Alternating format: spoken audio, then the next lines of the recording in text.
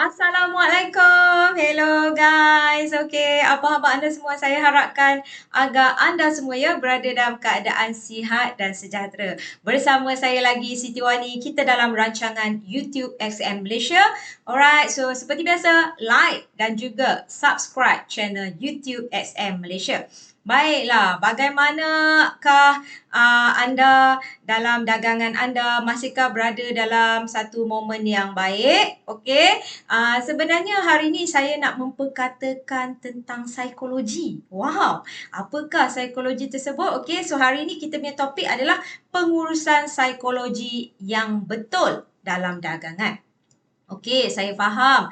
Okey, kebanyakan anda di luar sana dah mahir melalui ilmu dan juga kemahiran. Kita tahu itu dua faktor yang penting ya untuk memastikan pelaksanaan dagangan kita berjalan dengan baik. Tetapi jangan lupakan berkenaan dengan pengurusan psikologi. Kenapa penting? Okey, sebenarnya paling asas bila saya sebut psikologi ini berkaitan dengan emosi. Okey. So apa yang saya lihat sebenarnya kerana ada yang bertanya kepada saya. Dia tanya, soalan dia mudah saja. Kenapa bila buka posisi tak boleh terus profit? Kena melalui floating. Tak ada ke cara yang tak payah melihat floating? Okey.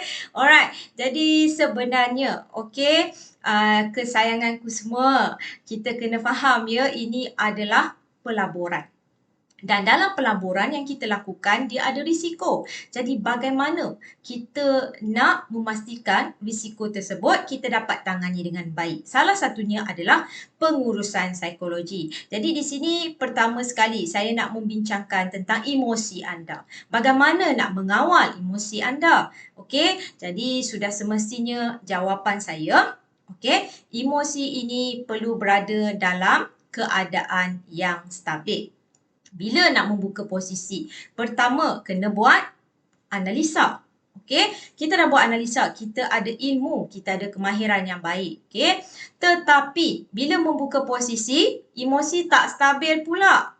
Kenapa saya kata emosi tak stabil? Okey, sebagai contoh, anda membuka posisi ya dengan tidak menggunakan pengurusan kewangan yang betul. Tidak menjaga MM. Ini selalunya isu yang selalu diperkatakan. Kenapa terjadinya?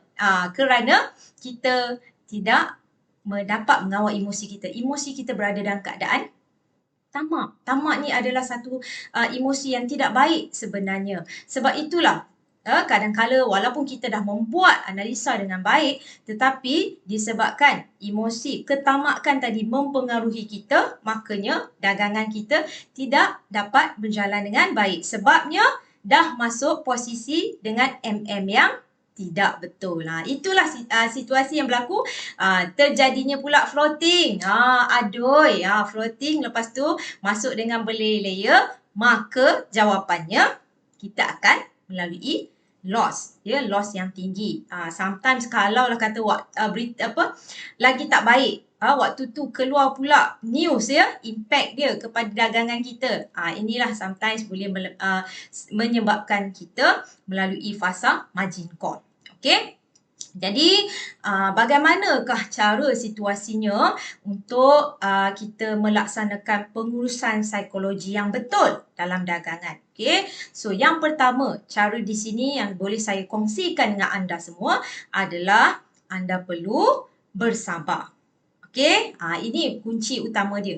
Kena sabar. Sebab dalam kita melakukan pelaburan, tidak semestinya dia terus mengikuti seperti jangkaan yang kita kehendaki. Kerana pasaran ini sangat besar. Kita tak kawal dia. Dan dia tidak mengikut apa yang kita kehendaki. Kerana inilah pasaran. Okey, so kena sabar. Dan yang seterusnya adalah berdisiplin. Okey, disiplin ni sangat penting.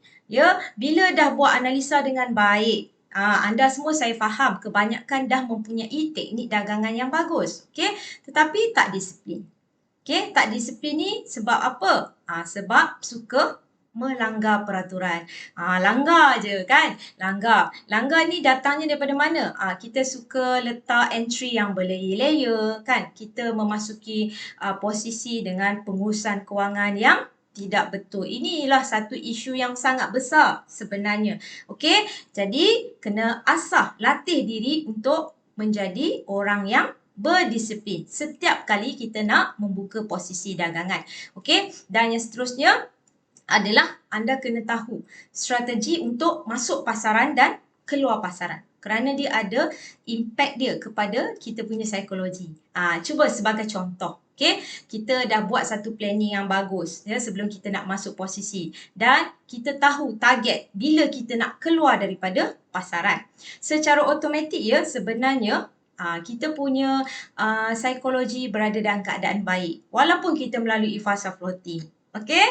So dia ada kesan dia sebenarnya. Jadi sebelum nak membuka posisi, kena ada strategi. Strategi dia macam mana? Mudah saja. Okey, kita dah buat analisa, kita tahu direction mana, okey, mengikut jangkaan yang kita kehendaki. Kemudian kita masuk posisi, sudah semestinya perlu meletakkan stop loss dan juga take profit. Inilah strategi yang kita gunakan untuk keluar daripada pasaran sebab kita dah letak take profit. Okey, dan yang satu lagi yang boleh saya katakan adalah tetapkan target profit anda. Ini sangat penting. Ya, kalau kita berdagang tak ada target profit yang kita kehendaki pun menjadi satu masalah. Sebab tak tahu nak ending kat mana kan? Bila nak keluar ni? Sebab itulah dia terjadi pula situasi nak masuk lagi. Okey, alright. Jadi ini saja yang saya ingin bincangkan dengan anda semua. Okey, so saya rasa kalau anda bersabar, berdisiplin, kemudian memasuki posisi dengan lot dagangan yang betul, dan yang seterusnya anda tahu bila untuk memasuki pasaran dan bila untuk keluar daripada pasaran, ini semua akan membantu supaya pengurusan psikologi kita berada dalam keadaan yang betul. Alright, insyaAllah kita akan berjumpa lagi pada masa akan datang. Bye guys. Assalamualaikum.